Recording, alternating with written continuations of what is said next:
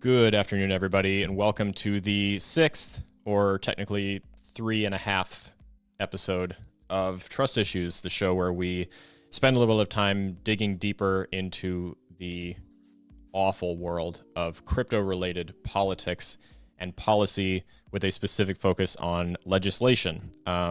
Recently, we've been talking about the Genius Act and clarity, and today we're going to spend a little bit of time focusing on some of the revisions that we're seeing come out around clarity. I would like to specifically talk a little bit as well just about Elizabeth Warren's kind of crusade against it specifically, notably why I think it's misguided, and we'll see what else we have time for. If anyone has any questions about anything policy related as it relates to crypto, please feel free to ask.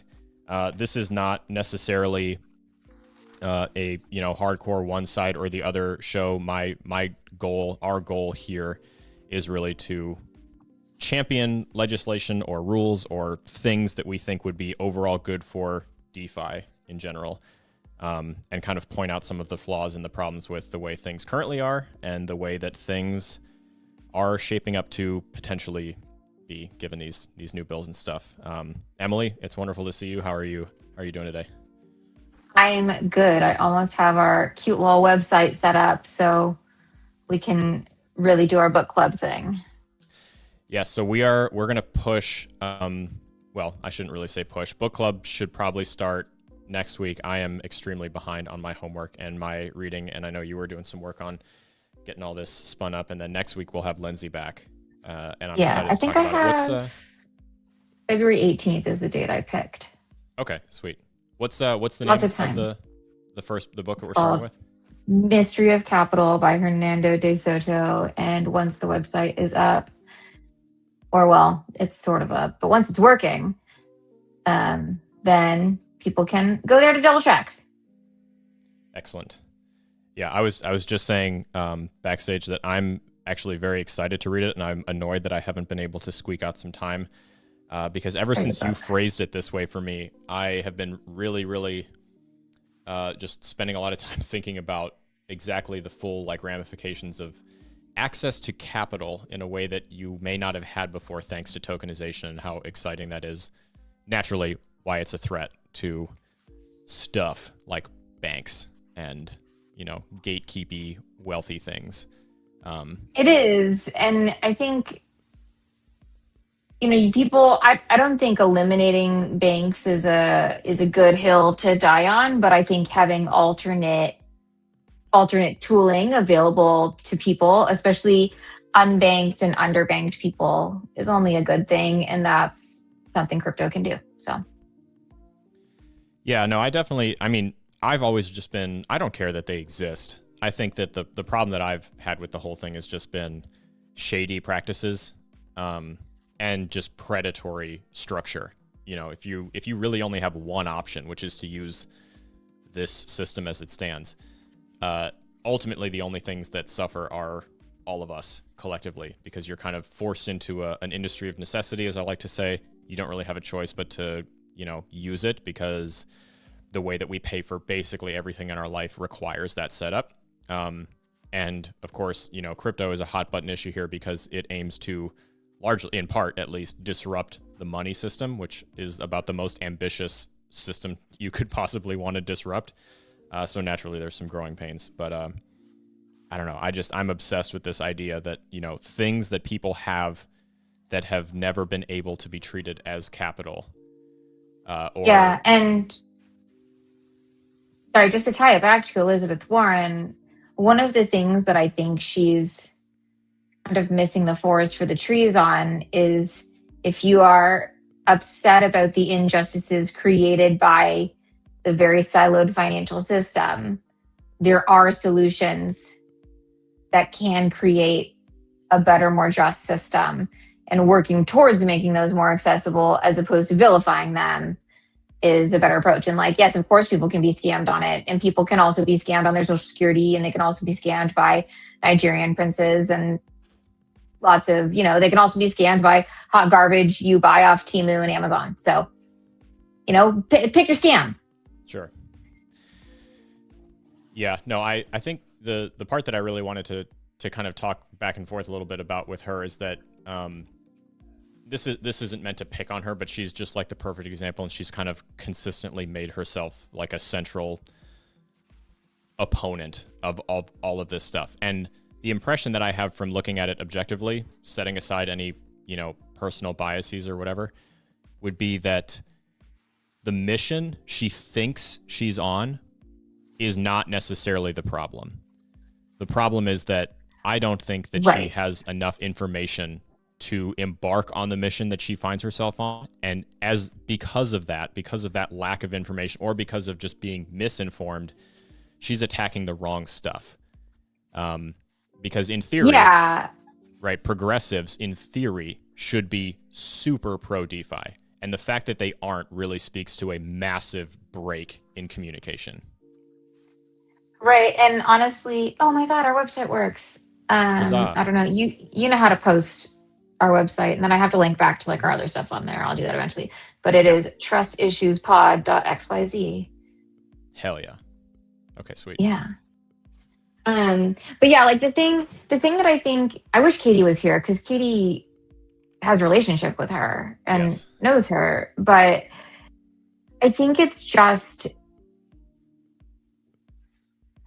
when you're a career politician, there is value and expectation that you have these kind of pillars that you stand on, and ultimately you're representing your constituents, and the goal is to represent them in a way that has their best interests in mind.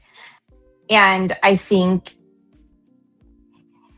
knowing where she's getting this information would be super helpful. But me personally, whenever I'm trying to decide my position on something, or just educate myself enough to even feel like I can have a position on something, I look at the full swath of information that's available. And it just seems like she's missed the optimistic side for the pessimistic side and the exploitive side. And that is unfortunate. And like, we all know that stuff happens, but like, we've also all been screwed by our credit card companies, siding with the vendor who, did something lame, or, just not getting something delivered, or, signing up for a service that wasn't what you expected it to be and having trouble getting a refund. Like, all of this stuff just happens all the time. Or like, even just accidentally agreeing to the terms of use on a website, and then they take your photos and your messages and claim them as their own and use them as they wish and sell them to AI models. Like, maybe I wanted to make money off that AI model, and the service you're providing me, I don't think is worth that, right? Like, all of these things exist, and I don't think it's unique by any means to crypto. It's just that the technology is young and the exploits are ever growing. And it's kind of like we were talking about before. If you take anything, right, like the nature of Elizabeth Warren is very clearly a victim of intense confirmation bias. She has a pre-formulated opinion, probably based on observing a handful of anecdotes, and because of that, she has now applied a judgment, a broad, sweeping judgment on the entirety of this whole industry. And even though, because if you were to sit her down and have this conversation with her, I guarantee that she could ramble off a lengthy list of genuine problems that should be a concern, right? Look at Eric Adams and his rug pull from the other day, right? Like, I think you'd be pretty hard pressed to find anyone who's not a criminal who thinks that there shouldn't be some way that exact structure could be prevented or worked on. And I don't know if there's an answer to that off the top of my head, but I do know that that's a conversation worth having. That would be a mission that would be worth embarking on. But when you say, okay, well, the best way for me to kill this bug is to burn the forest down, then that's essentially what we're doing right here, which is kind of my biggest problem. And it's really interesting because her crusade against all of this stuff has actually aligned her with the exact group that she purports to oppose with her entire platform, which is the banking lobby. Yeah. Okay. And then also, there's, I lost my train of thought. But like, yeah, no, it's gone. Anyways, keep talking. It'll come back to you. No, it's eventually. Yeah. It's kind of it's a conundrum because, like, you know, regardless of your opinion of a handful of people in politics, there are a number of like really intelligent people who are not necessarily doing good work. You know, whether for whatever reason you have a difference of opinion, they are misguided or they are, you know, genuinely stupid. There's a whole bunch of different possibilities. I genuinely do not believe that there's like this is not a question of intelligence. It's a question of like feeling like, you know, and we have some insight from Katie that, you know, people like Elizabeth Warren genuinely believe like they're fighting a good fight, and the vitriol that they receive, which is never well worded from the industry that opposes whatever she's doing, just convinces, like it just deepens the conviction that like I must be doing the right thing. Look at how many of these people are angry at me. Which is just a dangerous attitude to have. But at the same time, like I cannot even fathom how much pure, abhorrent, vitriolic sludge is thrown at people like her on a regular basis. So it would probably be pretty hard for any human being to like sit there and try to be objective through all of that. Like if you were to try to sift through a bunch of comments from like, you know, Uber crypto bros who can barely write, who would be telling you, you know, just awful things about you, and then pick out like one comment where it's like, I think that your, you know, efforts to kneecap DeFi are really misguided based on yada yada whatever. That's not going to be something that like sticks out. Which is one of my incentives for doing the show, is that I would love to have those conversations because it's not being had well. It would be really cool and interesting. I think a lot of that is just like a byproduct of working in public service in general, where it's very easy for us on the outside who don't have any real hands-on experience to you know, armchair quarterback it, right? We're sitting here and we're like, well, why can't you just do the thing or, you know, learn the thing or whatever? And like, I would imagine that anybody in Congress is under a huge amount of just information exhaustion, right? They're getting so much of it that they have a full team of people to help them funnel through the information to give them like a good perspective. And I wouldn't be surprised if it's actually coming from someone on her team that has a ton of bias on it. And really bad stuff does happen out there, right? You know, we end up with like pig butchering schemes and the whole, you know, log into Web3 thing. Don't do it. Don't log into Web3. But like all of that stuff that happens and costs people a lot of money is really detrimental to the growth of it, while also ignoring the problems that it can solve. But again, I think that's partially our own fault, because every problem we try to solve is how can I take more money from other people? It's not frequently how can I make these tools accessible to people who are unbanked, underbanked? How can we surface capital in a world that has a lot of restrictions in place, which is the whole point of, you know, our first book club book. And just like all of this stuff, we're kind of stuck in this vortex of and trying to get a little bit more information in there when the vortex is mostly blue, right? And we're like, no, look at this yellow thing. Like you might see a tiny bit of it, but it's just not showing up. And that ultimately, you know, I think we have to take some accountability as an industry for that. And, you know, it's certainly not the direction I'm going, but I am in the industry. So like that's something you have to acknowledge in order to progress out of it, right? The first step to the first step to healing is admitting we have a problem. Well, and it's just a really good exercise that you can do. Like if you're struggling with this and you're like, no, but she's bad. A really good exercise that I would encourage you to attempt for yourself is just a little thought experiment. So, take yourself back in time to when Elon Musk was in the process of buying Twitter. So before it is as it stands now, back at the day, like what was the bumper sticker for that whole thing? It was about ridding ourselves of like social media censorship, hilarious in hindsight, and a whole bunch of other things, right? It was like the champion topic here was free speech. Okay, it's very hard to voice opposition to that idea without immediately that being able to be retargeted against you being against free speech, which is not a great position to try to sit in and be defensive in. But genuinely try to solve that in your head. Like just take a crack at it. Okay, so if you have social media that has no forms of moderation and like content hygiene, what do you end up with? You end up with things like 4chan, like places where the first thing that's going to pop up is a rat hole of incredibly terrible content that you definitely do not want to have circulating freely on platforms where families and people and children and whoever could see it easily, right? Like we don't need Nambla to set up shop on Twitter. So you need to have something. So the second that you admit like, okay, well, some sort of moderation needs to be in place, all of a sudden it completely changes the dynamic of the conversation, the argument. The same is true for DeFi. If you think to yourself, okay, here's a platform, Pump.fun, where anybody for a couple bucks can anonymously spin up an account, create a token, apply liquidity to it, and allow it to go off into the world and be immediately accessible to people. And you know what? Let's throw a live stream feature in there too, so people can hop in and like promote the thing that they just created. In theory, could be fun. Anyone could jump in and spin something up. Anybody could launch, a little live stream and try to gather some support and do the thing and do whatever. It could be completely innocent and innocuous. Or what exactly happened could happen where someone is like duct taping a baby to a table and pointing a gun at it and saying, if this doesn't reach whatever market, I'm not making this up, by the way. If this market cap doesn't reach 1 million in the next 6 hours, I'm gonna do it. And way, just tons, so bad that they had to kill the whole live stream feature.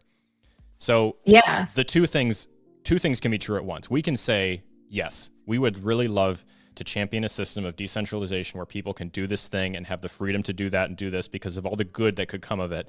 But you have to recognize that the downside is also possible. And then the decision you have to make is, do I just let that continue or do I make an attempt at solving it? And so right now with crypto, the big like talking point, the big sticking point with DeFi in general is the absence of KYC and AML procedures for individuals opting in and transacting money and value in this decentralized system. And for me and you, that can be fine. It can be a thing where it's like, yep, I don't want to have to do that because I'm just trying to, have some semblance of privacy and just use this thing. And I don't want all my information there. I don't want some platform to be able to leak my name and my address and my social security number or whatever. And that's all fine and innocent. But then you have to recognize like, well, okay, what if someone is genuinely using this to launder money to fund a human trafficking ring? That is something you have to take into consideration when you do this, because we prove every year that we can't have nice things. So that's kind of, embark on that thought experiment for yourself. If you find yourself just like extremely angry about the opinion of like one side or the other with a topic this intricate, and see if you can come up with a solution that is that simple. That's not just no rules. There are no simple solutions for this, like at all. But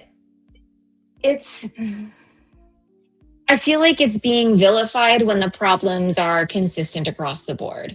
It doesn't exist exclusively in crypto. And, back on what we're talking about, right? We're talking about Clarity, we're talking about Genius, we're talking about, the Stablecoin Act, which never passed. It passed in the form of Genius. And again, how these things are misunderstood, but we're talking about large banking regulation and the harm that comes from it, or the harm that comes as a result of not being regulated.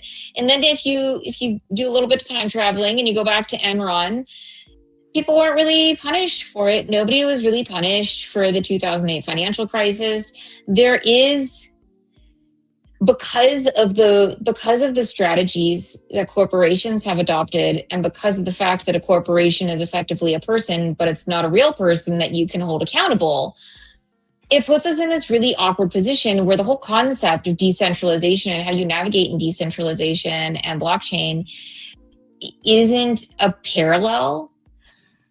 But what's so weird is just because it's not entirely aligned, there still isn't accountability in the corporate structure now, right? You can protect yourself with the corporation. That's the entire strategic value of it. You can design a tremendous structure of companies to protect your wealth, to protect the assets of your company, to protect your own payroll, and ultimately default on your debts and not be held responsible for it because a different company can go and take it over. And then you get a huge tax write-off for making the same product that they didn't do successfully, like to the tune of $25 million. Like there is so many incentives to take no accountability. And then we have, on the other side of the coin, we have, decentralized financial systems that many of us are participating in that hold real value to them. And we're trying to pin it on things like KYC. And it's like, doesn't even matter if you know who's not going to get in trouble for it. I don't know. I mean, it matters in terms of financial sanctions and, American businesses not being able to make financial transactions with, known listed terrorists or, what's effectively an enemy of the state, which I understand the value of, but it's intrinsically hypocritical. And ultimately, that's where I have trouble making sense of the entire environment and vilifying this stuff when we're not even doing anything about the systems that currently exist and have the majority of the market share and directly influence our politics. It's nuts. I think this is interesting because we just talked about this the other day, specifically the 2008 compared to crypto as an industry. When you just look at like how many people went to prison following 2008 versus how aggressively did we drop the hammer on Sam Bankman-Fried when that came crashing. Like there was no big daddy US government to bail out FTX when they did what honestly many traditional financial institutions have done in the past, which was mishandle customer funds and, run their own shitty investments on the side with money that wasn't theirs. And then, and then now, and I'm not saying this is not to say that Sam Bankman-Fried does not deserve to be where he is. It is to say though that other people deserve to also be sharing a cell block with him after doing way more damage. Yeah, and for the record, the reason nobody went to jail for the 2008 financial crisis is because nothing that was done was illegal. That's it. It wasn't illegal. It caused a lot of harm, but it wasn't illegal. Which is, its own set of problems. It's its own kind of irony. I have to take out one AirPod and kind of charge them mutually because I forgot to charge them and been on the phone all day. Hopefully that's not terrible. Can you still hear me? Yeah, no, you're good. So, okay. So I'm inclined to agree with you. I think that, we apply like such a lens of enhanced scrutiny against something new, like crypto, blockchain, DeFi, etc. I'll tell you why. Well, yeah, we know why, right? Because it's not about the, potential for malice. It's about the threat. What I was going to say is that it's easier because there's less to look at. Sure. Yeah. Sure. It's easier. It's also just not like, the people responsible for doing the looking are not involved. Perhaps that's, they missed out on something. They're angry about that. It's easy. Like you said, it's a softer target. I think it's a red herring, to be perfectly honest, right? Like if you can target this malice against a smaller portion of, the American populace, and, this is kind of uniquely American. Most other countries are good with this, right? They've adopted, lots of pro-crypto policies. I think you don't even pay taxes on crypto in like Germany, and Germany is like a legitimate economy. Prague, when I was in Prague, 2024, we were in town when they passed the rule that Bitcoin was exempt from capital gains. Yeah, and I think there's a lot of red herrings in politics today. Certainly. And ultimately I think what it comes down to is it makes a good soundbite and it's easy to attack. And if the majority of the people who are hearing this soundbite don't have the energy or the willpower or the desire to really look into it and form their own opinion, they're just parroting headlines and they're doing your work for you. And right, like they decide that they like your face or they like other things that you've done, or someone else they likes you too. And it's really easy to align that way. And I think we see a lot of that currently. And I think this is just poor Elizabeth Warren falling into that same pattern. And, like I said earlier, it just feels tremendously hypocritical. Yeah, it's very hard to take it any other way. Yeah. I mean, the brand that has been constructed for more than a decade. I don't remember what year she was first elected to office, but it's got to be at least like 15 years ago. I don't remember off the top of my head. But, it's been, what have the calling cards been? Break up the big banks, fight back against Wall Street, like all these things It's that like, sound like... what, Occupy Wall Street? What the hell is that point? I mean, anyways, every single one of those bumper stickers is really funny to me that, the vitriol comes mostly from the crypto side, because those, like, assuming that was correct and, like how she conducted herself in real office life. in 2013, by the way, but yeah. 13? Anyways. Okay. So 13 years ago. Mm-hmm. But it's just been, that's exactly what we're all doing here, right? That's like the whole thing. You break up, down with central banking, break up the TradFi cabal, let the little guy have a seat at the table, let you put your assets to work, and you deserve to earn money from your money, all that sort of stuff. It's a completely aligned platform, which is why the disconnect is so interesting to me, because she's not alone in this, like, crypto opposition standpoint. She's joined by a lot of progressives, which just really, truly makes no sense. So, I mean, and plus, like you said, it's very easy to hold up a couple of anecdotes. Like you could raise a legitimate conflict of interest concern about World Liberty Financial and ties to people actively holding office in the current administration. You could bring that up as a valid concern, and that would be worth putting attention on.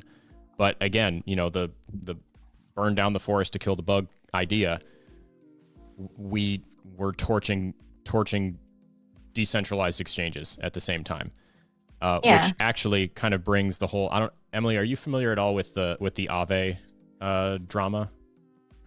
It's kind of been quiet recently. Specific about the Aave drama? Yeah. So the basic premise of the drama was that a decision was made regarding the redirection of revenue by Aave Labs, and the DAO did not vote on it, and now the DAO this drama, Labs, yes. Yeah. For the audience, continue. Yeah. Yeah. So, and now the DAO and the lab are beefing about it. And there was a knee-jerk proposal by the DAO to then let them assume 100% control of all IP, everything to do with Aave, and all of the money and all of the revenue. And then, there was some drama about who has the controlling share of the governance vote. And, the vote was rammed through. It obviously failed, all these different things. And at the end of the day, it's kind of hard to look at that and think anything other than, look, I mean, a lot of these groups just kind of see the writing on the wall. I mean, legally, it's very hard to exist as a pure DAO. Very hard. Without opening ourselves up to, and this, let's leave aside for a second, because Emily, I know some of your opinions about, we've talked about it before, but leave aside the opinions about, like, do DAOs actually make sense? Do they actually work? Have we actually? Well, sorry, you told me to shut up. My bad. No. I just mean, I know that that's a concern. I know that that's a problem. I just don't know why we prefer DAOs over a structure that we have something real of, which is a co-op. It's romantic. Why can't it be a co-op? It could be. Actually, I've made that exact point before, that things like public libraries, food co-ops, farmers markets, things like these make beautiful. Ace Hardware? Okay, explain. There are co-ops out there. Ace Hardware is a co-op. No, like literally, it is a co-op. I'm not doubting you. I don't know. Yeah. Okay. So the way that it works is like there is a corporation for Ace Hardware, and the corporation exists because the co-op members wanted it to exist. And the function of the corporation is to be a centralized source of advertising and also warehouses. So the the corporation themselves goes and makes the deals with the brands that they carry and buys large scales of those items to fill the warehouses with. And then the individual owners of Ace Hardwares are the co-op members, and then they can utilize the warehouses to get their stock, and they're located pretty nearby where the stores are, right? There's a ton of warehouses, so they can, load up the truck and get their order. And the co-op members individually vote on major things that affect Ace Hardware and like its policies and how they advertise. And additionally, some of the money that's made through the warehouses themselves contributes to your retirement fund, which you can't access until your store number transfers ownership. So it's like a separate retirement fund where you can take out the co-op money that you've made over time. Like that's how they work.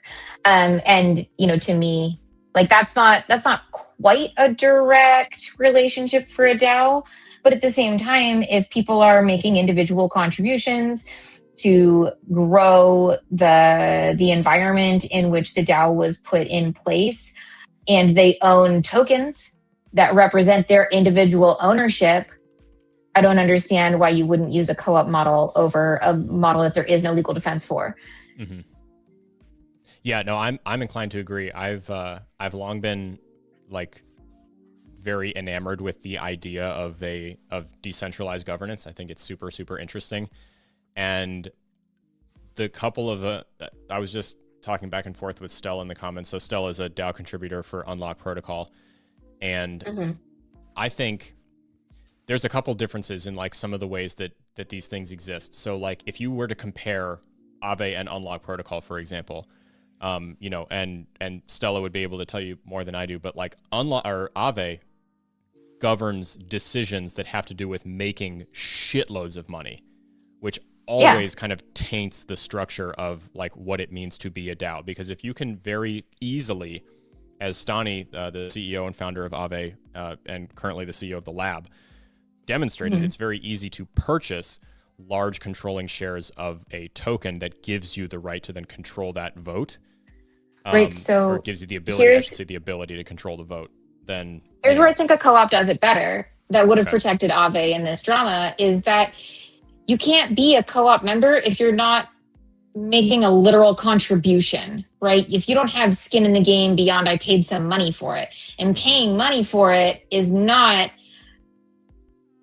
enough capital of a contribution to actually prove that you've worked for it and your opinion is based in experience and, trying to make sure you're able to serve your customers. So like if I were to redesign Aave into a co-op model instead of a DAO model, one, the foundation, which I guess is the equivalent of the corporation, is only able to exist because the co-op members wanted to exist. And the only people who can be co-op members are the people building on Aave itself and getting traction and getting customers.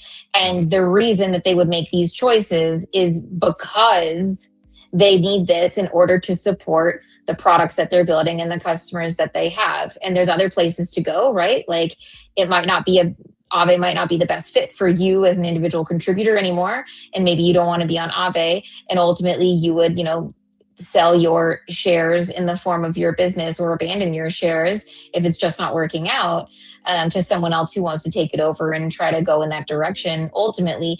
But like, it's not because someone rich saw an opportunity, came in, bought as many tokens as they could, put up a vote, overweighed the vote with their own opinion, like, dissolve the DAO and give me all the money in it, right? Like that, those types of things happen because that person would never have been able to acquire those tokens because there's no reason for them to have them in the first place. Yeah. And this kind of harkens back in my head to this idea, like we're talking about a relatively intricate system that there's not just like a one quick Band-Aid fixed, but I've just noticed this pattern. And maybe this is, tied in. I don't know as much about like the structure of co-ops and how they function compared to like other similar entities.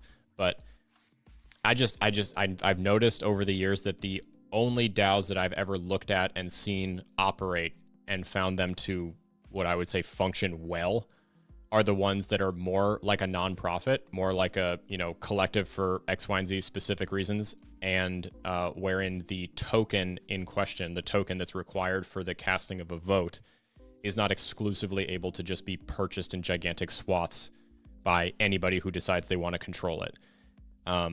Wolves DAO is a really good example. It's a collective of mostly creators who just sort of mash opinions together and talk about they're very particularly focused on Web3 gaming. And but the only way to get one of those tokens is to apply to become a member, to be accepted by the current like governing DAO members, and then to be given a soul-bound token. You can't buy one. And, that then gives you the right to be, called a DAO member and to contribute and to participate and vote and all this kind of stuff. I won't talk shit on soul-bound tokens right now because they have their own complexities that make them very silly. But yeah, same idea.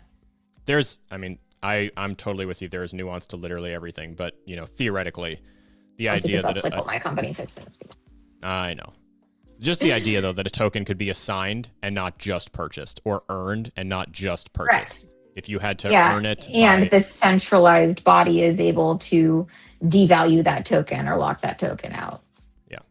Yeah. If you call it back, if you use my technology, which is difficult because, of course you want to incentivize someone who wants to like invest in you and buy this thing from you. You don't want to necessarily say, no, I will not accept your money. But there's got to be some sort of.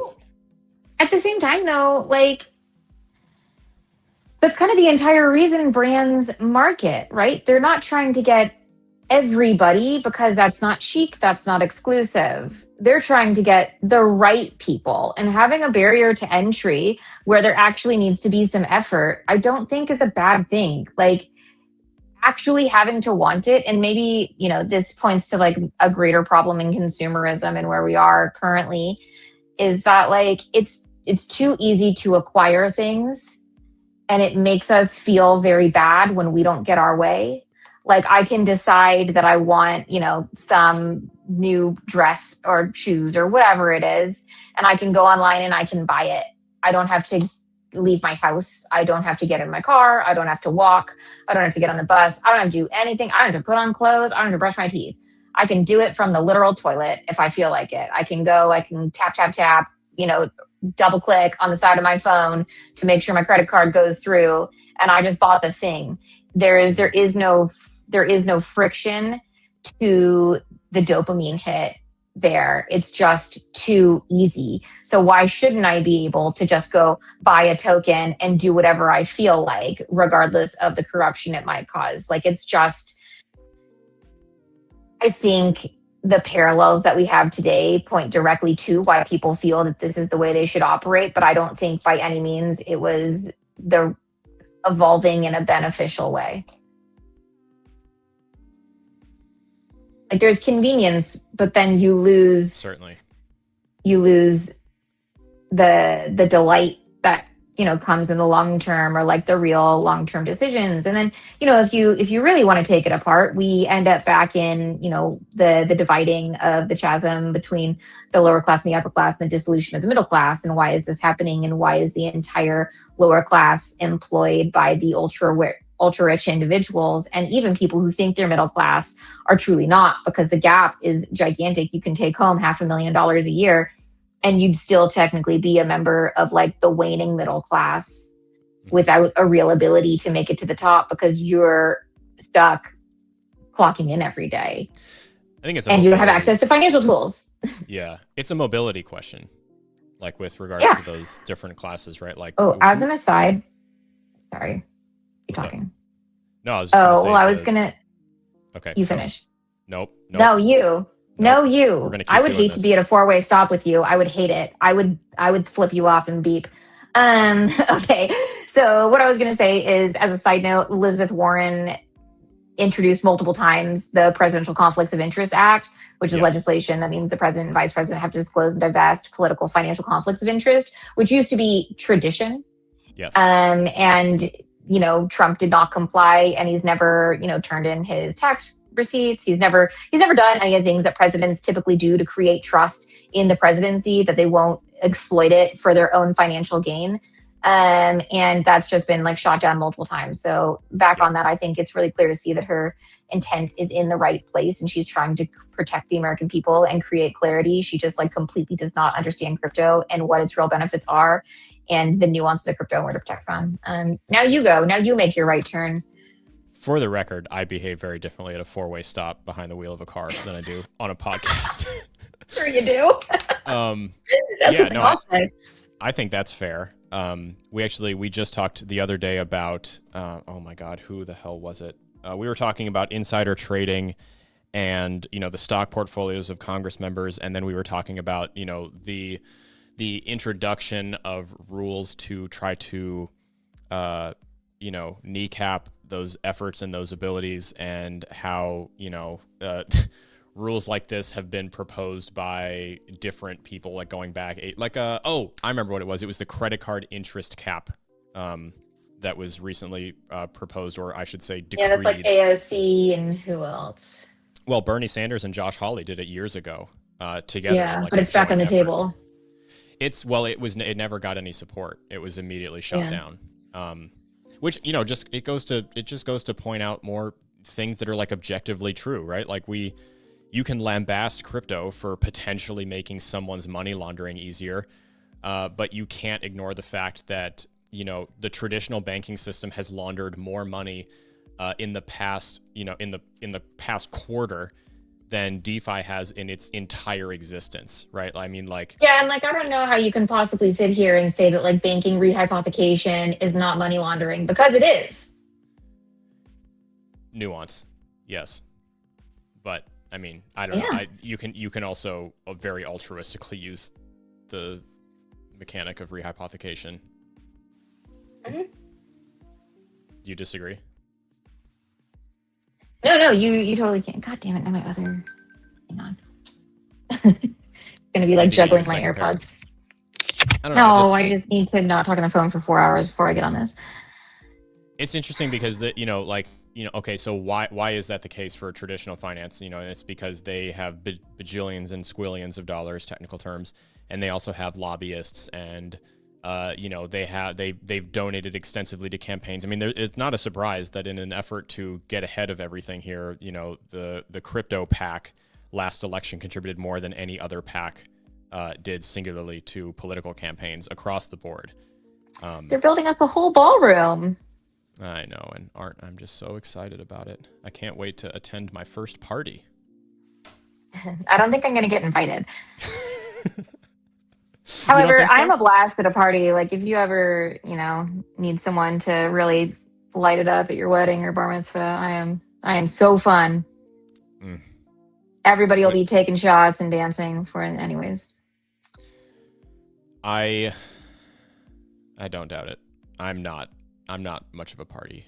You don't strike me as being that fun at a party. I don't enjoy them. They make me queasy. I don't like to be there. I don't like being anywhere. If I'm in a social setting with people, I really am looking forward to talking to people. And if I'm in a situation where I can't hear you talk, I don't want to be there. Yeah, fair. As exit liquidity, whatever, was making fun of me for checking my phone. I'm checking the charge of my AirPods. Relax. That's what she wants you to think.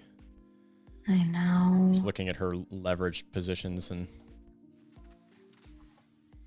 the leveraged positions of the battery of my AirPods. I over leveraged my AirPods battery. I kind of want to put a pin in this. I think that we've hit the whole. That was pretty much everything that I was really interested in putting out there. I would like to ask. I guess I'll end it with this Elizabeth Warren focused, how are we fighting the things that we think we're fighting and not fighting the right stuff and blah, blah, blah, and dealing with misinformation and whatever. Evan says this all the time, and it's true. We as the industry, if we are misunderstood, then, we might just need to be the bigger person and try to help someone who's, currently dying on a hill. Understand something differently about us or understand it better. And I don't want to say I'm easily discouraged, but the number of people that I've reached out to that I have relationships with, know in person, have personal phone numbers, texted, whatever, helped them on things. The number of people that I've tried to enlighten to this stuff, crypto native, non-crypto native, whatever, to just have my very expensive time than, pretty well-informed takes just kind of turn their nose up at it makes me not super excited to try again. But I I also don't have blame you. rejection sensitive dysphoria, so it's fine. I don't blame you because it is frustrating. Um, I'm just like, I'm so stubborn, and I take it as like a personal challenge. Like if I have that conversation and someone doesn't get something or whatever, I just assume naturally that it's my fault and I could do it Yeah. better.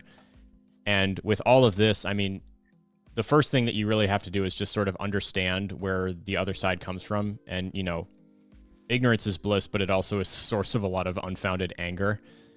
Because if you Yeah. don't understand something, it's very easy to convince you of the wrong thing. This is sort of like, the American way right now. Yeah. If you don't understand the data, then it's really easy for someone to just tell you data and you don't want to look at the chart. Right. Well, it's hard. It's hard, and who's got the time? None of us are okay. So you don't Yeah. have time to like sit down and learn something in depth because everything is more complicated than the surface would suggest. But Yeah. I mean, there's an account on TikTok that is really very funny. And I think like basically what they're doing is pointing this stuff out in a way that is comical, but the audience may or may not be realizing what they're seeing. Or maybe they're doing a really great job of teaching people like through osmosis how to actually look at the data. But basically he looks at things that are correlated that should not be correlated. And one that I have bookmarked is him showing the chart of the decline in the popularity of the name Sarah and the decline in incidence of arson. So if you don't know anything about data and you don't, practice critical thinking, Sure. You could say people named Sarah are more likely to commit arson. Mm-hmm. But that is not at all what that says, That's right? a really, really However, good way to phrase. Yep, I like that. Somebody could show you a chart that shows the correlation, and somebody could say people named Sarah are more likely to commit arson, and you can see it in this chart. And if, only a couple brain cells are working at a time, you'd be like, yeah, look at that. There's the data right there. I believe it. But that is not what it says, right? That's not true.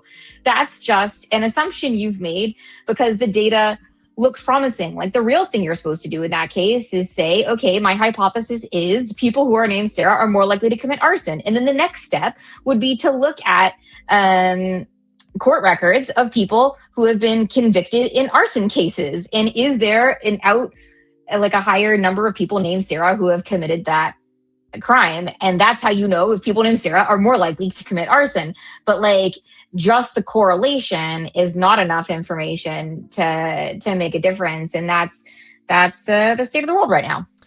But holding up two charts that may or may not have anything to do with each other and pointing out a false correlation is like a crypto tradition.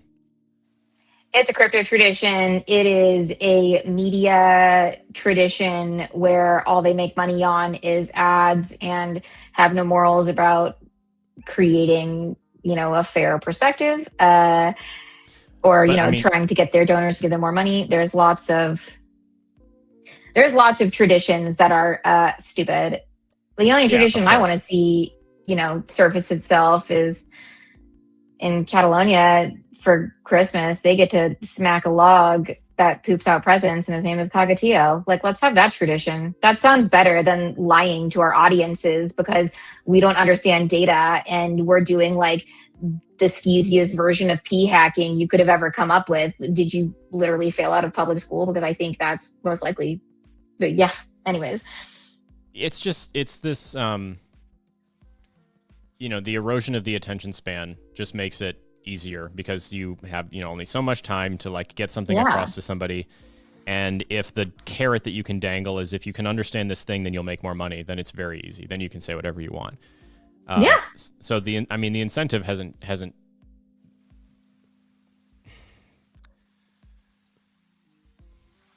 I'm trying to like, I obviously don't think that you're wrong. I'm just saying, like, my point is not to say that a tradition is inherently a good thing. It's just to say that, first of all, I mean, you're right about false correlation. But second of all, it's a different conversation. The Sarah and arson thing is great as an analogy or a comparison just because it's much easier to, like, more people understand the concept of a human being named Sarah and, like, what it implies. not necessarily being arson. And you can write that off as like being silly. But I mean, how many times has someone stumbled on like on a crypto live and seen someone say the last time or every time that these two things happen, this or your happens. Bitcoin cycle. Yeah. Mm-hmm. And it's like, okay, in the grand scheme of things, how many total times have all of these things happened? 4? We couldn't possibly draw like a realistic or predictable trend from like 4 instances of things that have happened over the past 15 years and call it like data. That's barely an anecdote. And even though it may seem like we've been doing this for a million years, crypto really just got here. Yeah, it's especially programmable blockchains because that's when things really changed. The thing about it though is like this is how we've been taught to present data forever. So if you consider this other, totally non-crypto example absolutely fascinates me, and especially as a way to explain how people are being manipulated ultimately by sound bites without actually understanding the data or what really happened is if you think about a journalistic headline, right? And the reason your journalistic headline or like the short summary of your article needed to be so short, and why there is a standard of how you should write the headline and what information it should be in there, and then how to hit the key points of the article, is because before we had the ability to communicate this stuff over the internet, right? Just send an email and just like have, an API that feeds this to you so you can post the whole thing, whatever.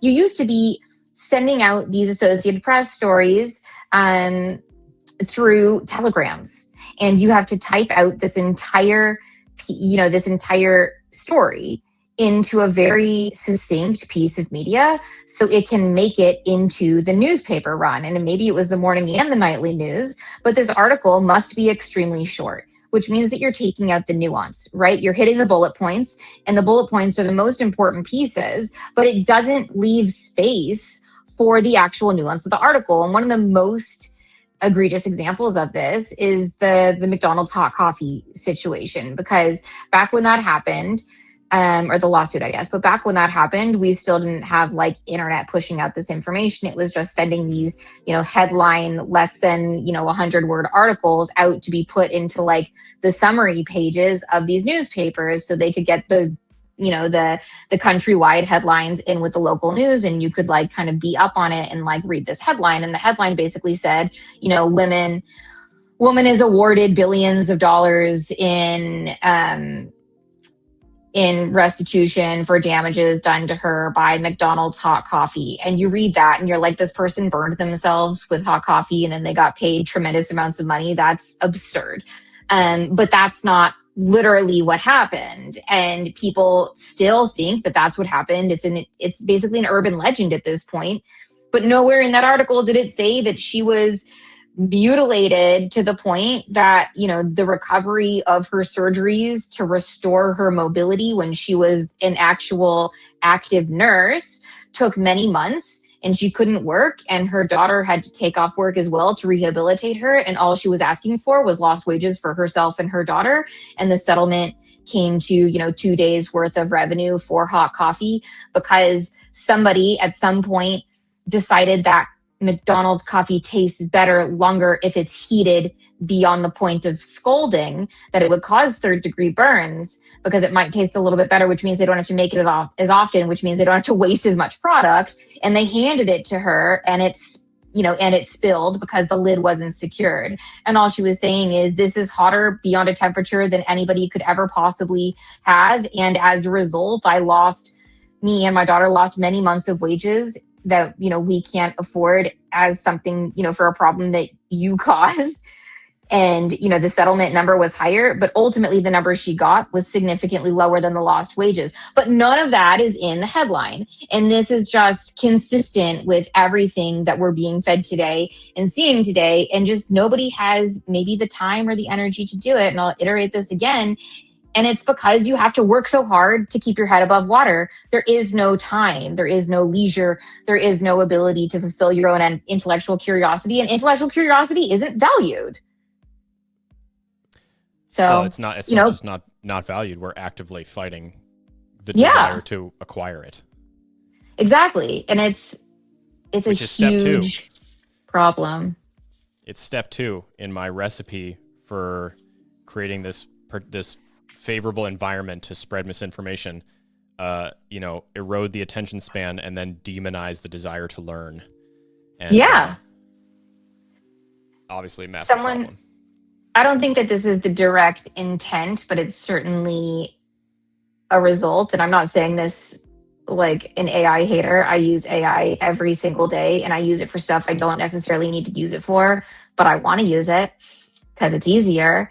But someone was saying like most information will be communicated to you over video or audio. You won't even like need to read or type anymore. And I'm like, that's bad. You need to be reading and writing because that part of your brain will atrophy. And if you lose that skill, you lose the power to provide the information that's disseminated. And then you're just a funnel. And at the end of all of it, it's like genuinely really, really hard to fault the individual because, again, like what I always just keep coming back to, the reason that we are constantly like at odds with each other and like pitted in fights against each other, or against people who you have been convinced are your enemy. It's because it's easier that way. It's more profitable that way. Yeah. I mean, the people that I really make enemies of are the ones that try to do me, physical or financial harm, or to like my child, right? Like for like emotional harm. Like those people are really my enemies. But just someone who's got a differing opinion, I don't know, man. I guess cool. Okay, but guess we'll talk about something else. It comes down to a fundamental question, though. Yeah, page through it, Steve. Let's go. From Blue's Clues. No, never mind. The fundamental question is, what is your goal? Is your goal to hurt your opponent, or is your goal to fix the problem that you're arguing about? Whatever you're at odds with this person or this group about, like, is your goal that is no longer a problem, or is your goal to cause harm to the other person or the other party? I think somewhere along the way, we lost sight that you're trying to win the game. You're not trying to dunk, because a dunk doesn't actually win the game, right? You score a point, but you could have scored it less flashy. But ultimately, you're trying to... It's a viral moment. You're seeking a viral exactly. moment. Because the incentive structure has changed in the nature of conversation. I don't know. It's just... the crypto policy is actually like really the perfect way to encapsulate all of these different phenomena that we're talking about right now, because for the longest time, I mean, you guys know, if you're watching content about crypto and you hear people talking about the Genius Act and the Clarity Act and Fit 21 and all of these different things that have either been proposed and died, or 21 is silly, but anyways. I know, but you know what I mean. Just policy in general, things that have been crypto related. Okay, reading policy is awful. Like, it's terrible. My God, it's a nightmare. You are like, you're ready to lay down into oncoming traffic after the first stanza, and it's awful. I don't recommend it. And because it's so awful, and because we live in a world where, like, people inherently almost like kind of trust that like policy and legislation is well written or well crafted because it's publicly available, because anyone can go to Congress's website and pull a bill and like read the full and complete text to it. They know you're not going to do that. And because you would basically need a law degree and, an incredibly long time. So many Congress members are lawyers. Sure. Yeah. But I'm just saying, because that's the case, people get away with a bunch of stuff. So crypto policy is also awful, just like most policy ends up being awful. But it's the headline, the headline that you would see is, finally regulation is coming to crypto, and that's going to clear up all of this misunderstanding and let the institutions pile in, and then we're all going to make $1 billion. That has been the bumper sticker for crypto policy for a very long time. And I just, again, you do want to point out some data that like is actually worth considering as a correlation. The deeper into this whole industry Washington gets, the less money everyone seems to be making. Okay, so not a coincidence.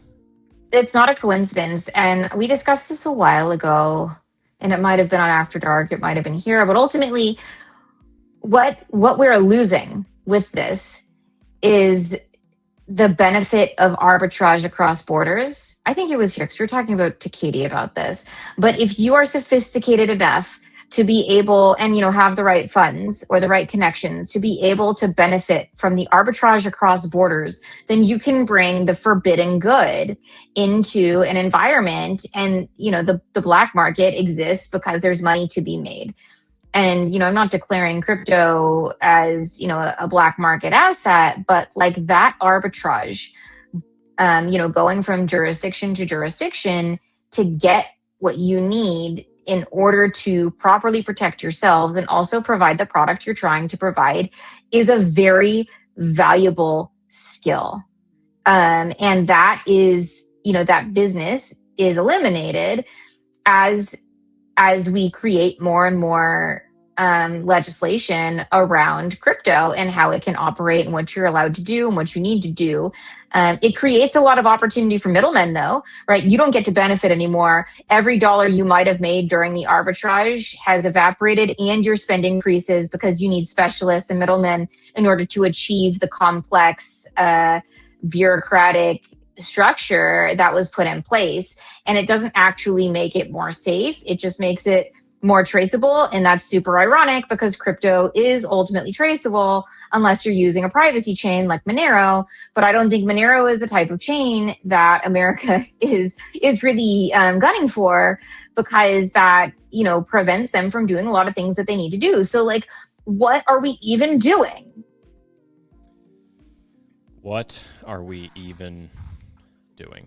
I know I can't make it make sense. And like, it's one of those things I'm just like, what is going on? Like, I just like kind of keep my head down and keep working until it comes to Wednesdays at noon Pacific. But the whole thing is just like, it's just crazy to me because like, I think it largely allows people to abandon their accountability. And that's something that people enjoy doing. People don't like accountability. Accountability, is mentally expensive and can limit your ability to plead ignorance and exploit the system. And then you have the rest of it.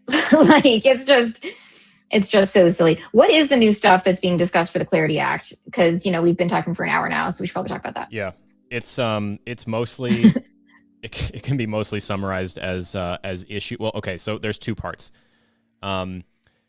It's the same topic. The topic is rewards paid by who has the ability to pay out rewards to who for what. No. And so, yes. Okay. Yeah.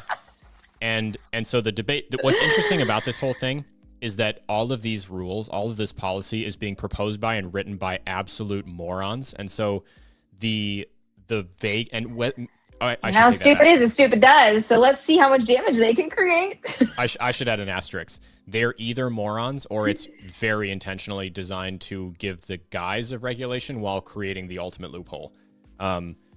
So okay, we discussed last week, right? If you say that stablecoin issuers cannot pay yield to holders for holding, no passive yield. Right. But that's my favorite part. But there's a footer that says the only way that rewards can be paid are to active users by a third-party platform. Okay, we've immediately created a huge problem because, one, there are no rules governing the third-party platform as it stands in that legislation.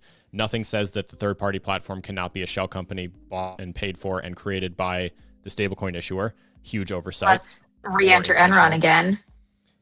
And what the hell does passive mean versus active? Because you could say that yield paid to someone who is staking or providing liquidity or whatever is passive because you're not necessarily like actively monitoring it, but technically you're doing a thing, so it technically counts as active. And the big problem that I have with both Genius and with Clarity is that we are not defining anything. We like there's so much text. Text, and none of it is giving us definitions. Okay, so should we talk about why this is funny? An example, yes, but an example of what I mean by that, the lack of definitions idea, is that in Clarity, I see all the time, oh my God, if you're watching this, I promise you've seen this, if you've ever seen other crypto content where they talk about Clarity. There's this tagline. There's like a sentence or two that you can highlight that says something about determining the sanctity or the something or other of a blockchain, it must be functional and decentralized. The terms decentralized and functional are never defined, which means that they either apply to nothing or everything, because even the worst, most busted, broken, flawed, corrupt blockchain technically works and is therefore functional. And anything that has more than like one person calling the shots could technically be called more decentralized than centralized. And so because of the ability to like get off on a technicality with literally everything, and the fact that no amplifying information is offered to clarify the definitions of these terms, it means nothing. It's a feature, not a bug. That's my thinking. But yes, okay, so why is it funny? Okay, so it's funny because it's exactly what I said before. By creating this legislation, we're removing the benefit of arbitrage across borders, which is the sole benefit of having globalization. And we're inserting middlemen. So it's effectively reducing the opportunity for the participants that have been there a long time. And it's creating opportunity for people who have no skin in the game. It's the same problem that was it AVAX? The DAO? AVAX? Aave, sorry, I always confuse them. It's the same problem that the Aave DAO faced. It's identical to that problem, where somebody with no skin in the game gets to throw a bunch of money at it and propose something that doesn't benefit anybody but themselves. It's the same thing. It's the same problem with border arbitrage. It's all of it is the same. And then because you're not defining these entities, it creates, like you said, infinite loopholes. And like, as we've also mentioned before, the ability to pay interest or rewards on these stable coins that are issued by financial institutions, by non-banking financial institutions, creates an incentive for them to generate additional revenue and create an enshittification loop where they'll start by creating the subsidiary company and then paying you rewards. And then over time, they'll start pocketing it. Additionally, because the Fed is under attack and the Fed is trying to protect the interest rates and issue them based on the economy, while the office of the president is constantly trying to tell them to reduce the interest rates while there is rampant inflation. And the reduction of interest rates while there's rampant inflation means the money that you're buying from the Fed in the form of treasury bills is not worth the spend, because that money will be worth less when you turn around to cash it out, which makes them illiquid, which just disintegrates the entire US dollar. Like, the whole thing is bonkers, and these people just can't think through the end of it. You're not incentivized to think through the end of it because No, you just want to get it through because you're the literal do nothing Congress, even though you don't have the luxury of the name. Yeah, I still think about that. Just the disparity really between the actual do nothing and then where we are now. Right, they're doing like 1/10 of the work. If that. Yeah, I think. Yeah, I it's less than 1/10, right? It's less than 1/10. It's hilariously. It's like 7. Oh, hilariously bleak. Okay, yeah. as we kind of wind down, I really do kind of want to try to like put a cherry on top. And honestly, I struggle with this because it's like a really, really broad topic. But like I've come up with a few like little, specific amusing bumper stickers. Okay, so if we harken back to the question, what's the goal? Is the goal for, a problem to be fixed? Solemn said it over here. I just want the freedom to do what I want to do with the assets that I own. I think that's a really fair way to categorize, the goal. The goal is I want the right, just like everybody else, to work for stuff, get my stuff, and do with my stuff what I want. And if there's a way where I can like collectively participate in an endeavor to put my money to work in the same way that this guy has gotten to do for this long, then I'd like the freedom to be able to do that. Summarize that whole thing by saying I really just want to be okay. I'm really going to die on the hill of being okay, because I think that it's I think the more people who become okay that we can get, that we can manage, it will just facilitate like an exponential increase in the amount of other people who can become okay. Because being okay means that you finally have the time, the freedom, and the desire to like be empathetic. And more empathy means more people get to be okay, which means everyone does better. It's just kind of what this is. It's a theory, you know, bear with me here. So, you know, if you then sit down and you ask yourself this question, like, okay, well, who deserves to be okay? And you force yourself to answer that and say, you know, like, well, you know, this person and that person and this person. Okay. Then you also have to be able to answer the question, well, why does the person you don't like deserve to suffer? And again, lots of nuance. Like I'm making this vague on purpose because I want you to think about it. The thing that I love about DeFi is that it's a genuine stab at the idea that you deserve to be okay. Yeah. And that's like, I don't know, it's fucking exhausting, but that's honestly all I want. Okay, so here's my tagline. Disinformation destroys reputation.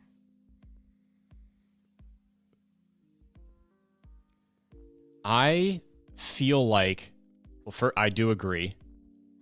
And maybe that kind of like taps into the root of a genuine issue that right now in today's attention economy and the social media sphere that exists, disinformation does not actually tarnish people's reputation in the way that it should.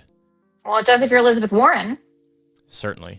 Yeah, but there's other things that contribute to that. But just simply like having an opinion that is objectively wrong, you know, as long as someone can commiserate with the desire for whatever you said be right, then your reputation is safe with that person, which is a problem. Because we're almost completely governed by like feelings and desire to be right than we are to like actually understand something. I know, it's so crazy how sensitive the anti-snowflake party is about their fee-fees, but you know, irony. The most. It's okay though. I mean, I don't think there's necessarily anything wrong with it. We are as human beings like intentionally emotional creatures, and we do a lot of stuff based on vibes. Your brain also does a tremendous amount to protect your ego and to protect your feelings, right? Your brain is actively working at all times to keep you happy. And a part of that comes from, you know, being overconfident. And, you know, all of these things have been theorized, like the Dunning-Kruger effect, right? Where as you learn a little bit about a topic, the higher level you think your information is, but the more you learn, the less you think you know about it. And, you know, I think we're very susceptible to Dunning-Kruger at this point, as seen by all of the armchair quarterbacks that we come in contact to every single day in social media, to the point that like I almost have more respect for a lifestyle influencer than I have for like a, you know, Twitter pundit. And, you know, it's just, I think it's deliberate and it's intentional, and, you know, pat yourself on the back for seeking out information if you're still watching this. But and not that 100%. you know we're the experts in any way, but like no, but to drive home the point about Dunning-Kruger being real, if I know anything to be certain, it's that I have so much to learn. One of the single biggest stops to like me posting a video is the fear that it's going to be incorrect. Right. And then here's the thing. The worst part about being incorrect, once you've put the information out there, is when you make a correction, nobody sees it. They only understand the first information that you put out there. And like the value of that, the value of being first infinitely outweighs the value of accuracy. And I think that says a lot about where we are. Yeah. Integrity is not quite as valued because no one sticks around long enough for you to prove it. Yeah. Okay. It's like Ruth Langmore, you know, I don't know shit about fuck. That's. Oh yeah. I was gonna say, wait, who's? I remember Ozark. Yeah. It's killer here we episode. are. Here we are with the Clarity Act, trying to make the Genius Act even worse. Chris M. earlier, I don't know if he's still here or not, but he was saying, how does that lead to the collapse of the US dollar? So I guess I'll just like finish what I was saying there, because we've talked about this in depth, but he probably, we missed that.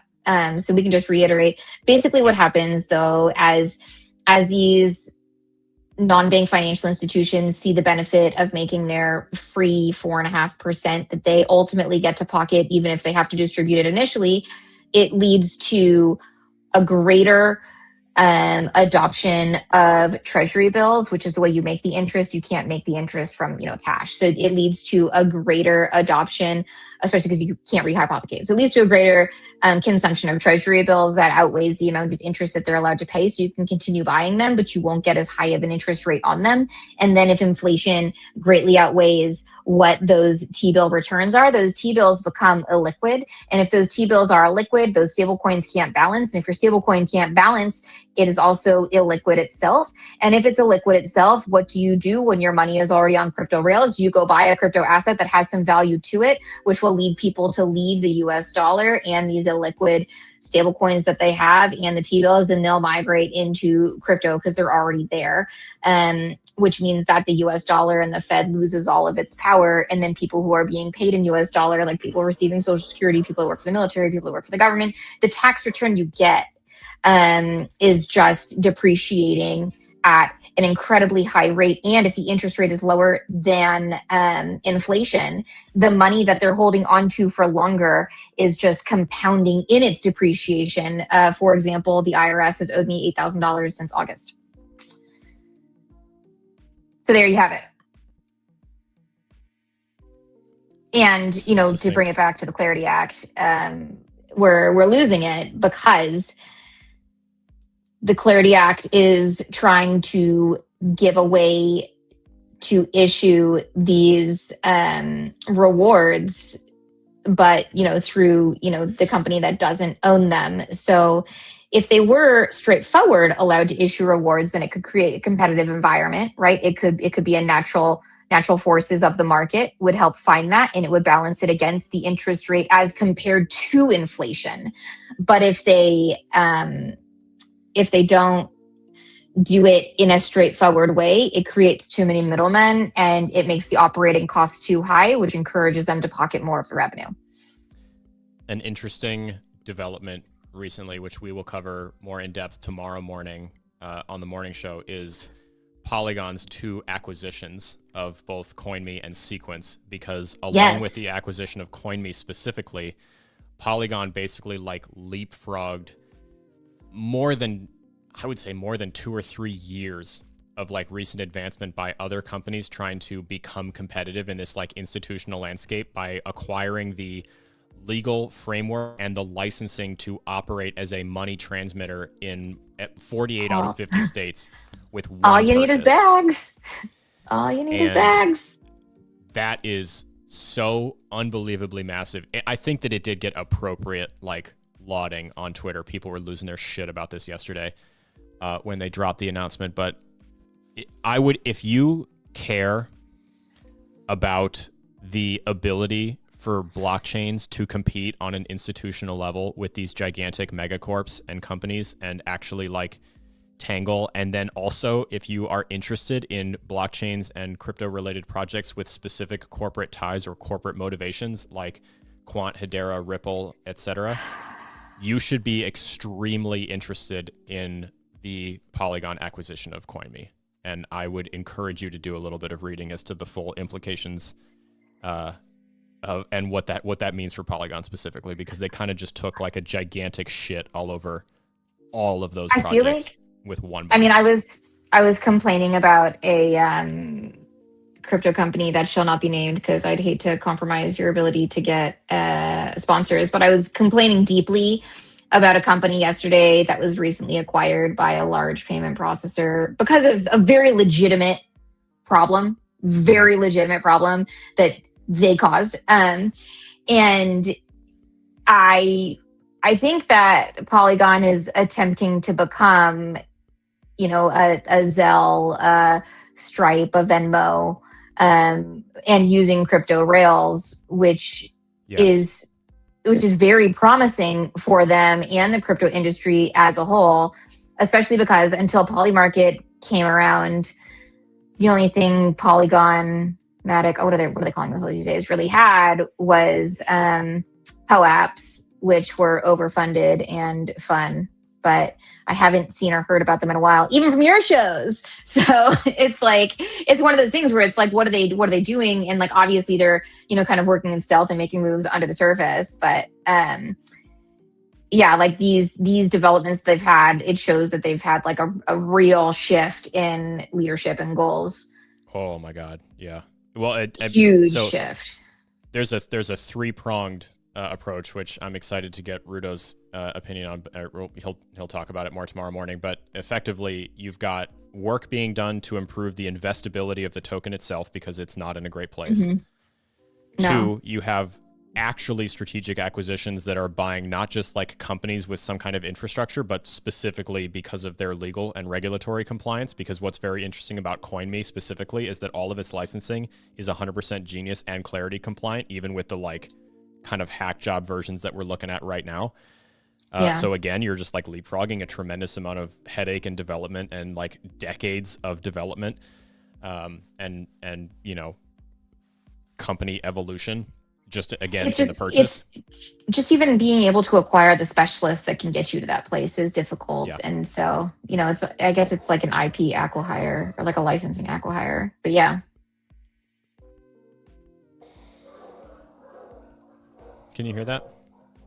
The doggies? Uh-huh. They're very chatty. But yeah, like I think it's great for Polygon. I wonder how they're going to use it to create value for their network. Okay, I'll talk to myself for a little bit.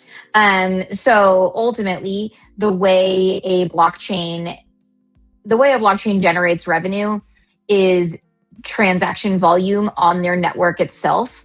So for Polygon, because they are now a very compliant legal payment processor, if they are processing these payments on their network, they have a lot more opportunity to generate more value for the token themselves and utilizing the space that exists in the network, which means that their coin is worth more ultimately. And this question comes up with, XRP and stuff where people like to buy it because, someone at church told them it was worth a lot. And the biggest problem I would say with XRP is there's nothing about their technology and there's nothing about the direction they're going that returns value in any tangible way other than speculation to the token itself. And this is just the opposite. This is the literal situation that you would want to come across an undervalued token in that now has the means to do the same type of stuff that they are doing to create tremendous value for their network. And I think they're more likely to do it right. So it's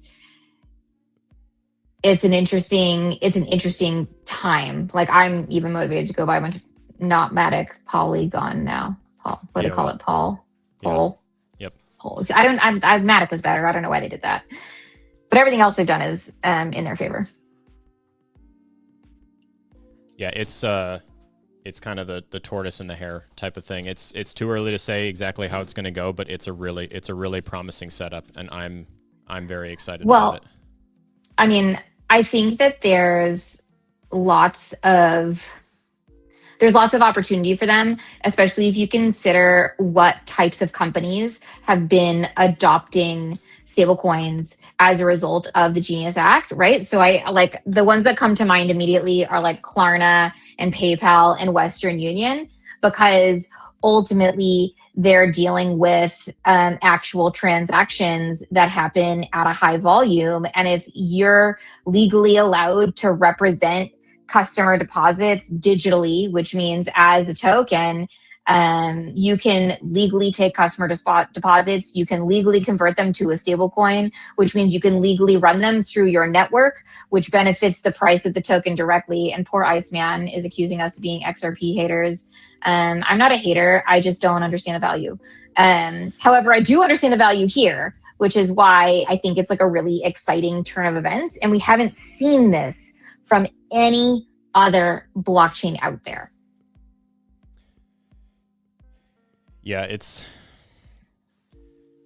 the XRP hater comment is the most mind-numbingly short-sighted and exhausting comment that says nothing to me more than I'm not paying attention and I don't want to think. Yeah. Okay. So let's say it slower just to help Iceman specifically. XRP does have a network that supports a lot of the rails of commercial banking today. However, XRP, the token, is disconnected from that network, and they do not use that token to validate transactions on the network. Therefore, your XRP is intrinsically disconnected from the value generated on the network, which is the opposite of Polygon, where Polygon has acquired the licenses they need in order to do exactly what it takes to return value directly back to the token. There's a fundamental difference for me, which is actual like exactly what you just said about disconnection. It's legitimate use of an asset to do a thing on the network, which is important because the way a coin for a chain is able to maintain value is by utilization of the network itself. And XRP is directly disconnected from the utilization of the network. So there is nothing going on that justifies the value, but Polygon is the literal opposite. Yeah. Sorry. I have been making content about crypto. Oh, I know. I'm just, I figured I'd try my best because you're exhausted about it and I'm not. And I've explained it to many boomers lately, so. It's not about that. I'm specifically talking to you, Iceman, right now. Oh, not me. Okay. We are explaining. I'm literally begging you to put your bias aside for just like 2 or 3 minutes and just listen. Okay? I do not hate XRP. There are hundreds of clipped moments and videos that I've posted over the years and hundreds and hundreds and hundreds of hours of live streams where I say things like, the brand that is XRP and Ripple is almost in a league of its own. Almost nothing can touch it. From a speculation standpoint, it's unmatched. They have an unbelievable engine of people who are into that token, who believe in it for whatever reason. None of the other stuff matters when you're talking about the price of assets that is mostly driven by speculation, because at the end of the day, whoever has the highest conversion from news intake to speculation, ultimately they end up, usually doing okay. No one deserves a pump more than XRP holders. I don't hate it. And if you listen to what I say about it and you come away with this opinion that I hate it, you didn't listen to me, and that's a you problem. That's not a me problem. And I'm sorry to get short or curt about it, but it's so exhausting. And I have put thousands of hours of content on this godforsaken internet, and I can't make this any clearer. The problem that Emily just did explain, if you again will put aside the fact that you're mad that I'm not shilling your bag for you right now and listen to, you would understand. The problem is that Ripple has a product that has interest and adoption and use, and they make sales and they do lots of deals and lots of businesses, and they have legal precedent on their side now. They have all these things in support of it. That product is not the XRP token. It's RippleNet. Okay? It's being used by clients that are their ideal customer. Okay? It has interest. It has adoption. It's being used in pilot programs all around the world. It's been being used for years. It's not the XRP token. The token is not required. XRP is not unique in this. Okay? Other names that come to mind: Definity, ICP, Hedera. Take your pick. There are so many. Polkadot. There are so many projects who have a token, and that token's primary objective is to keep the company in business by giving them an alternate revenue stream because of people who buy it and trade it. So, okay. So I think, or are you done? I have been so polite and so understanding and so patient with people who refuse to put 5 seconds of effort in before they talk shit to me about what I hate and what I love. And it's just, I'm snapping a little bit right now. I'm a little triggered about it, but oh no, I have way too much publicly accessible and available content to prove you So wrong. And if that's what you come away with all this from is like, this dude hates my bag, screw him. You exhausting, fucking exhausting. I think what it comes down to is people, even if you've been in crypto for years, so many people don't truly understand what creates value for a blockchain coin. I think they think just because the blockchain coin exists and is associated with a chain, even not directly, that creates its value inherently, which I guess it does. It's just a matter of how much value, because truly and I'll try to explain this the best I can. The reason that the value of a coin is based on the utilization of the network is because as that network utilization goes up, people are forced to buy more of the coin in order to buy the space for their transaction to be recorded. And the way you buy the coin is from buying it from an OTC desk like Coinbase, right? Or from swapping into it from a coin that you already have. And both of these things generate price pressure for that coin. And that price pressure means that the price is changing rapidly, faster than people are able to acquire it. So what that also opens room for is arbitrage between the tokens that are being spent in order to acquire the chain token. So utilization is the single force that creates the value of a coin. Then the reason the price goes up is because people are arbitraging against the value of the coin and the opportunity based on the inflows of utilization. And that mechanic doesn't exist in XRP. It does exist in Polygon. It does exist in Ethereum. It does exist in Solana. That's why the price of Solana pumps when there's a huge token launch on Solana. You can see it very obviously. And Solana also has a really sophisticated set of tools like Jito that help this happen. And it's just not there. So it's just a matter of figuring out when enough money is around that looks at this opportunity and that opportunity, and that opportunity has concrete output, and this opportunity is just kind of, wacky waving inflatable arm flailing tube man. You know what a great way to compare this to something like in the real world that's maybe more relatable? You could be fundamentally opposed to how much money NFL players make. You could be opposed. You could be upset about that because they make a tremendous amount of money, and you could very easily argue the case that somebody who plays football for a living does not deserve. This is subjective. This is an opinion I'm phrasing here. Doesn't deserve to make $50 million a year when a teacher is making barely minimum wage. You could make that case.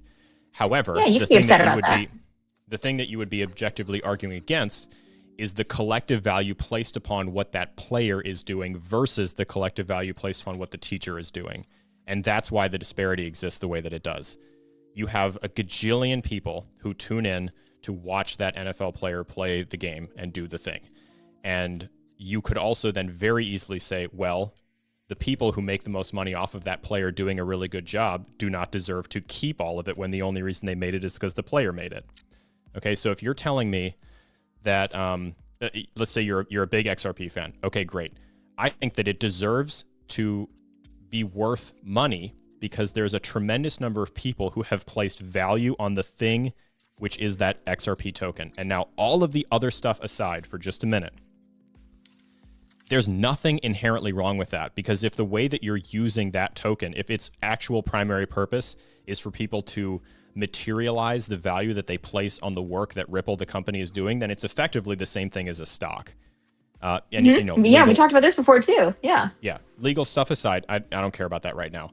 That's fine, right? Like Solemn was just saying it about Hedera. Like we can admit that Hedera is doing a lot of work and they have products and services and things and clients and yada, yada, whatever that don't require the use of the HBAR token. Great. Fine. I would actually compare it more to a meme coin, but yes. Sure.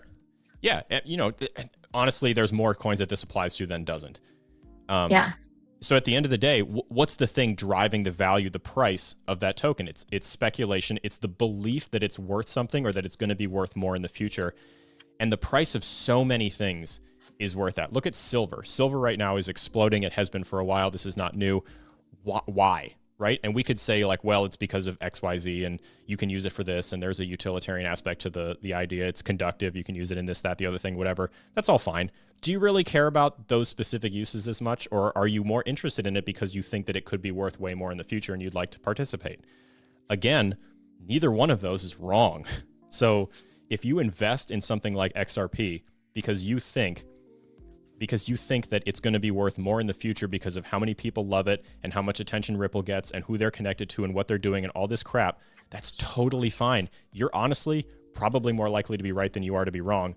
However, you don't get to sit here and say it's because it's going to be the backbone of the new financial system and I want it because of all these things. That's not a fair assessment on its particular reason for accruing value.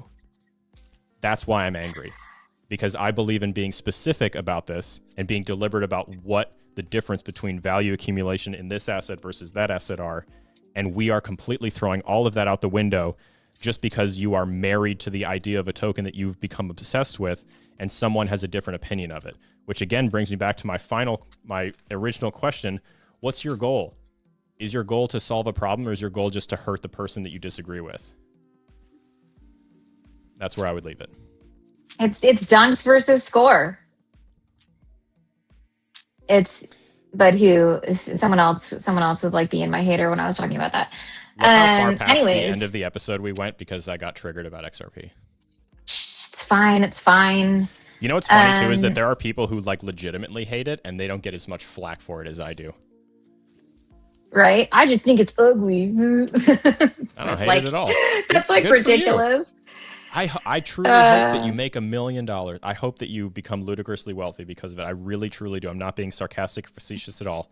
I really hope that it works out because that will make you more okay than you are, and everyone deserves to be okay. I mean, there's a lot of money to go around. Don't let anyone tell you that there's not enough. They're just hoarding it. No, just do the thing. Also, we can just print it. We know that now. Especially because the Genius Act, anyone can create seigniorage and anybody can create interest as a result of seigniorage, and we can use it to collapse the dollar, which would increase the utilization of those other networks, and then those tokens are worth way more. Amen. It's awesome. Okay. Emily, thank you for spending some extra time. Do you have any final thoughts before we close for the week? My most final thought is I kind of want to make like spoofy videos advertising the Clarity Act about how freaking silly it is and talking about it like it's, a filter you can add to your profile to catfish people. That's my scribble down idea, but I'm really bad at making content, so someone else should go take it and run with it because like it's so dumb. So, all right. My final thought is to calm down a little bit and say that if you do watch this show and you and I share different opinions about something, I do really truly appreciate you being here. I would ask that we make an attempt to be more objective with one another as we talk about things that we may or may not agree on, and get to the root cause of why. Because I want nothing more. Make a point and stand behind it. All of us who are interested in this stuff, we're interested in it probably for the same reason. The same reason that an XRP maxi likes that token versus a Bitcoin maxi versus a Solana maxi versus whoever. It's probably the exact same story. We came to all this because we felt disenfranchised by the money system. We're sick and tired of being taken advantage of. We believe it should be different. We believe that we deserve to be okay, and this is the way that we think we're going to do it. And I am so much more on your side than I am on traditional finances side and central bank side and all of these other things, regardless of whether or not I hold the token that you hold or not. So, Iceman, I appreciate you being here and sitting there and listening to me lose my shit. And I hope that you and I maybe understand each other just a little bit better than we did 15 minutes ago. Also, if you happen to watch this episode not live and have a question that we didn't address, or watched it live and we still missed your question, you can submit your question to our mailbag on trustissuespod.xyz. I just checked my inbox and it does work. So we'll talk about it next week if you have a question, and it'll be fun and cool. What is going on here? What kind of inception is this? Oh, well, ignore me and look at that. If you have any lingering questions, anything that you feel like you would join like the community. To ask, go into more depth on. I fully recognize and appreciate how hard it is to ask like in-depth questions in TikTok comments because they give you almost no characters. Please feel free to join community.rumshq.com. It is completely free to join. There's a general chat. You can ask absolutely anything you want. There's a whole bunch of brilliant people in there that are going to be very excited to see you and help you out. You can watch the full episodes of everything that we've done right now on the the Rise Up Media YouTube channel, and coming soon to the website that Emily just put together will be a full library of every episode that we've done here of Trust Issues. I just need links, and don't forget to join our book club. And the only way you join the book club is by reading the book that we're going to talk about on February 18th, which is called The Mystery of Capital by Hernando de Soto. But you can find a link directly to it on the website I put together. So we'll have to figure out how to like unite our sources, but that seemed easiest. Yeah. Do I have to be able to read? I'm pretty sure you can get the book on audio. I think you could listen to it. However, there are some visual aids in the book that show you some interesting information to provide context. And who doesn't love a book with pictures? I love a book with pictures. Solomon Spartan, I will read it to you. My rate is $200 an hour.